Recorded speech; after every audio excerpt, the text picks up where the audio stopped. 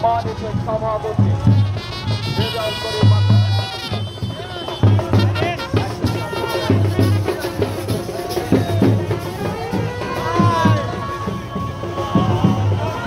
August বিপ্লবের মধ্য দিয়ে আমরা আজকে বলতে চাই, শহীদ রাষ্ট্রপতি জিয়া রহমান যে উদ্দেশ্য নিয়ে জাসাসকে সৃষ্টি করেছিলেন, আজকে সময় এসেছে জাসাসের সেই গুরুত্বপূর্ণ ভূমিকা পালন করার।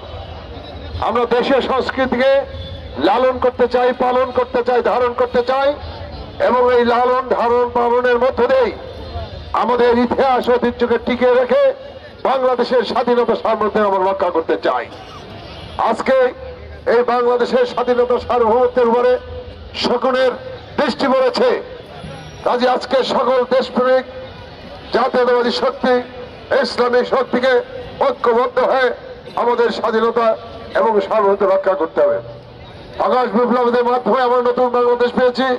সেই নতুন বাংলাদেশ বিনির্মাণে আজকে বিএনপির ভারপ্রাপ্ত চেয়ারম্যান দেশনায়ক তারেক রহমানের নেতৃত্বে আমরা সকলে ঐক্যবদ্ধ হব এবং আজকে আমরা এই জাসাসের প্রতিষ্ঠাবার্ষিকীকে এই অঙ্গীকার করতে চাই।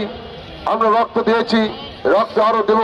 এদেশের সংস্কৃতিকে আমরা টিকিয়ে রাখবো ইনশাল্লাহ। এদেশের স্বাধীনতা, এদেশের সার্বভৌমত্বকে আমরা টিকিয়ে রাখবো। অবসংস্কৃতির বিরুদ্ধে আমরা রুখে দাঁড়াবো। এই হোক আজকের অঙ্গীকার।